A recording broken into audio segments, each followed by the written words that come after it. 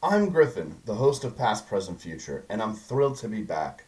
Content has been slow this last while because I've been settling into my new apartment, but the boxes are unpacked and 2022 will see expanded content from the channel. Today I'm listing off my 5 favorite superhero comics of 2021. There were tons of great Cape books this year, big two and otherwise, so if you think I missed something or have a different list, sound off in the comments. I'll be running down my top 5 horror and overall 5 favorite comics of the year in other videos coming soon. Hit subscribe and click the bell to be notified when those drop. Let's jump right in. We're starting off with a tie. Number 5 is DC's Nightwing and Marvel's Moonlight.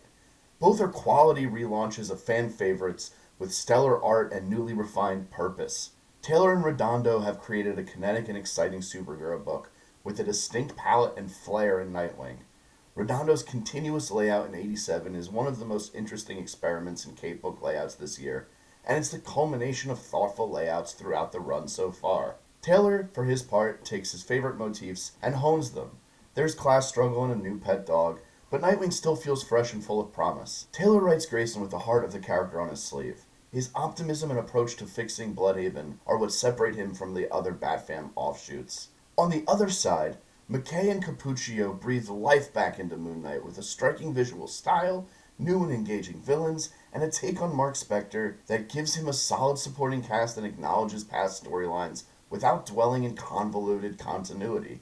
That can be a hell of a tightrope to walk, but issue after issue McKay succeeds, culminating in some cool reveals and realignments. McNiven turned in some S-tier covers on this, and the interiors from Cappuccio are worthy of them, with some truly big feeling spreads.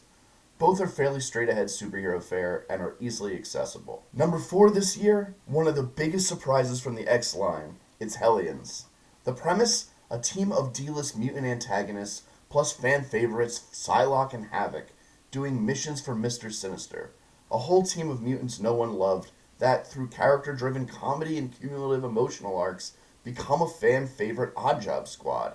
It's one of the more interesting concept teams coming out of the Krakoan amnesty. The book was so good it was able to incorporate threads from the absolute worst X-book of the current era, Fallen Angels, and make that story retroactively more engaging for it. Wells' voice for Psylocke and Greycrow have redefined those characters, and Hellions has single-handedly turned Orphan Maker and Nanny into compelling citizens of Krakoa. The backstabbing is delicious, and the willingness of the team to embrace their baser instincts while wrestling with their past sets Hellions apart. The 18-issue run is complete, and it leaves me excited to see what comes next. Segovia, Carnero, and more all help make this book as impactful as it was. This was a hard choice, as the X-line was strong this year. New Mutants' stellar team of Ayala and Reyes definitely deserve a mention as well, but ultimately Hellions was the book that I was more jazzed to crack each month. Number 3 brings us to one of the standout maxis of the year, the last book standing from DC's Young Animal imprint, Far Sector. Science fiction fantasy writer N.K. Jemisin is a master of her craft. You should check out Broken Earth and the Inheritance trilogy.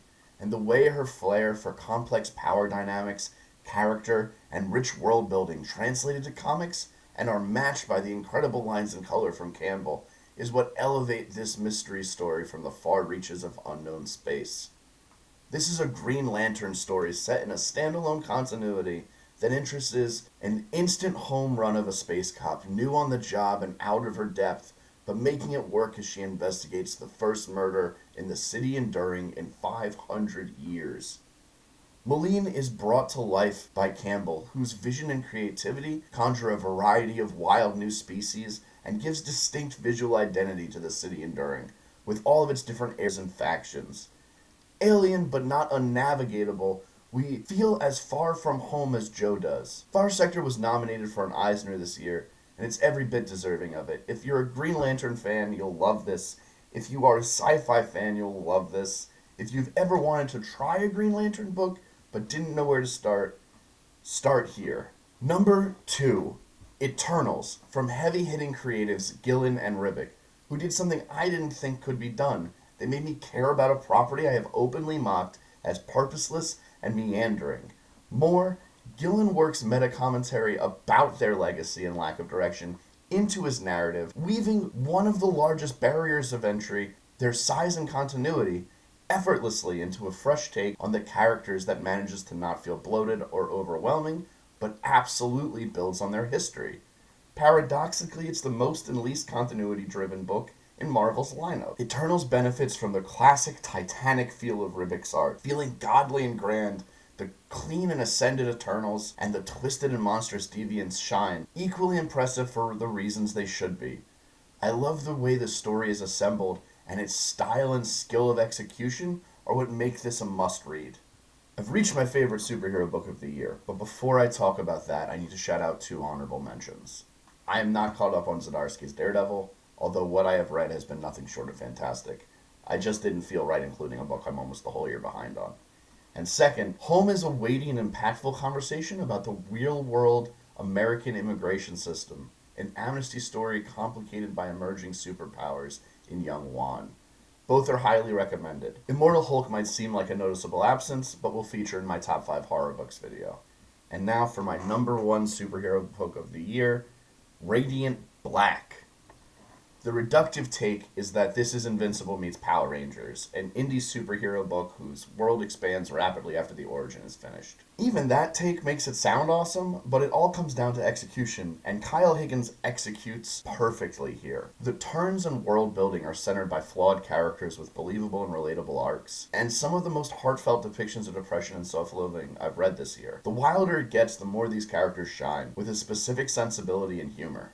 Marcelo Costa draws superhero powers and violence well, but the highlight is the weird, trippy robot space stuff, underscored by Mattia Iacano's coloring.